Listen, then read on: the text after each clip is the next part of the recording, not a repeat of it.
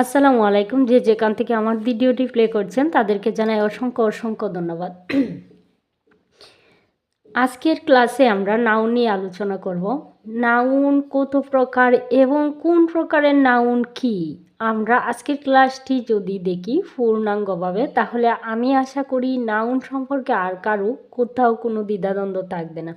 আমরা ছোটোবেলা থেকেই জেনে আসছি যে সব শব্দ দ্বারা ব্যক্তি, বস্তু, প্রাণী, স্থান, কাল, পদার্থ, দোষ, গুণ ইত্যাদি নাম বোঝায়, ঠিক আছে?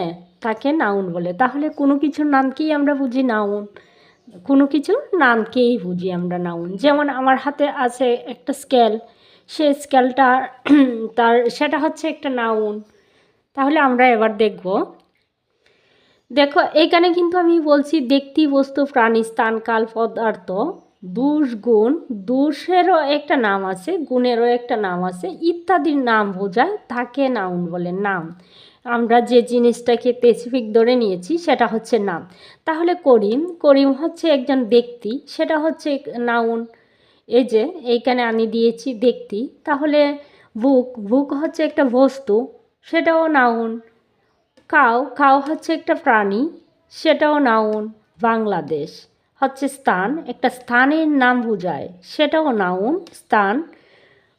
ডে, কাল, কাল বোঝায় মানে তারিখ বোঝায়, সেটাও হচ্ছে একটা নাম।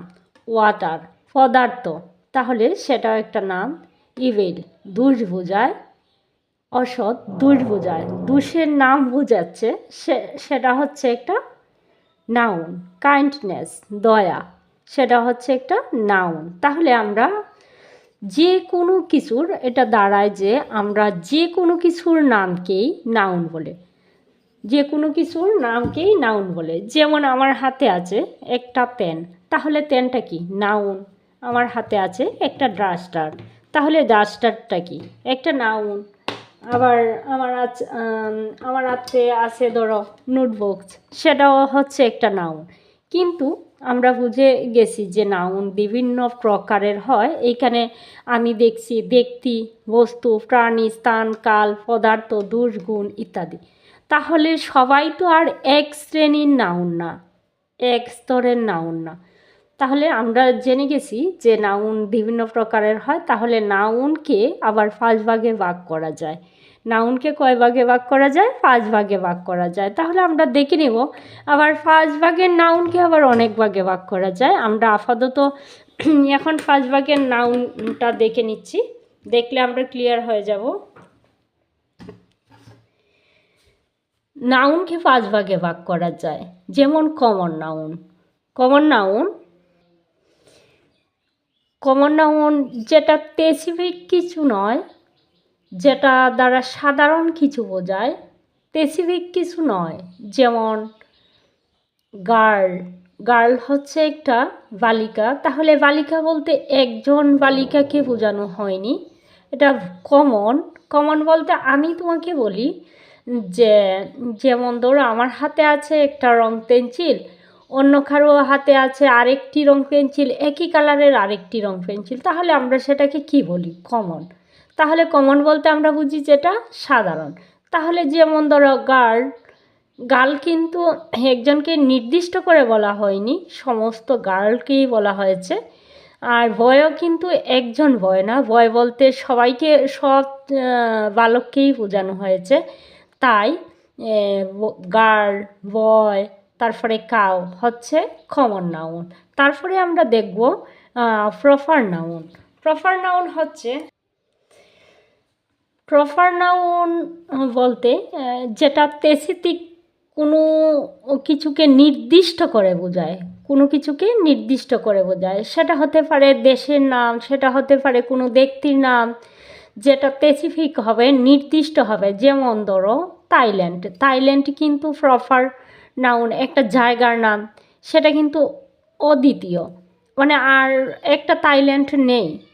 রবীন্দ্রনাথ ঠাকুর একজন স্পেসিফিক ব্যক্তি, সুতরাং রবীন্দ্রনাথ ঠাকুরও প্রপার নাউন হতে পারে, থাইল্যান্ডও হতে পারে। যেমন বাংলাদেশ, তারপর বলতে পারো ডক্টর ইউনুস, এগুলা হচ্ছে প্রপার নাউন। তাহলে আমরা কালেকটিভ নাউন দেখে নিব। কালেকটিভ নাউন বলতে কালেকটিভ নাউন বলতে যেটা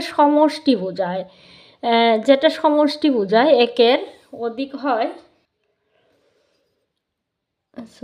কালেকটিভ নাউন। হ্যাঁ, কালেকটিভ নাউন একই টাইপের জিনিস যখন একটা গ্রুপে থাকে সেটা হচ্ছে কালেকটিভ নাউন, যেটাকে সমষ্টি বোঝায়, একটা একই টাইপের, আমি আবারও বলতেছি, একই টাইপের জিনিস যেখানে একটা গ্রুপে থাকে, যেমন ক্লাব।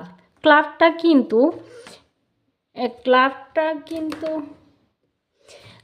কিন্তু একজন দ্বারা গঠিত হয় না, যেমন ক্লাসটা কিন্তু একজন দ্বারা তৈরি করা হয় না, এই ক্লাসটাকে অনেক মানুষ দ্বারা পরিচালনা করা হয়।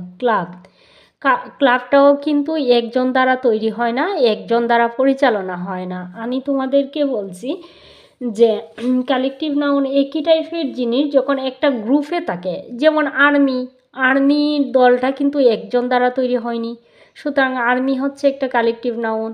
তাহলে এইখানে ফ্যামিলি কিন্তু একজন নিয়ে হয় না, পরিবারটা একজন নিয়ে গঠিত হয় না, সুতরাং ফ্যামিলি হচ্ছে কালেকটিভ নাউন। ক্লাস হচ্ছে নাউন, সুতরাং কালেকটিভ নাউন। ক্লাব হচ্ছে নাউন, সুতরাং ক্লাব একটা কালেকটিভ নাউন। তাহলে আমরা বুঝে গেলাম যে কালেকটিভ নাউন কি। এবার আসো অ্যাবস্ট্রাক্ট নাউন।